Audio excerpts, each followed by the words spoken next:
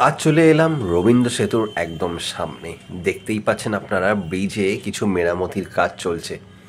আর এই শীতকালে হালকা আলোয় খুব সুন্দর লাগছে আমাদের এই হাওড়া ব্রিজকে দেখতে। তো চলুন একবার দেখা যাক হাওড়া ব্রিজের নিচে। প্রচুর ভিড়, প্রচুর জ্যাম, এবং প্রত্যেক দিন হাওড়া থেকে প্রচুর মানুষ ওই পার থেকে এই পারে আসে এবং এই পার থেকে হেঁটে ওই পারে যায়। তো হাওড়া এবং কলকাতার এই কানেক্টটা খুবই সুন্দর। সন্ধেবেলায় এরকম হাওড়া ব্রিজের সামনে এসে বসলে খুবই সুন্দর লাগে। আর দেখা যায় বিভিন্ন রকমের সাজানো লঞ্চ তারা এইভাবেই অতিক্রম করে হাওড়া ব্রিজকে। কতটাই না সুন্দর লাগছে এই সন্ধেবেলার এই সময়টাতে।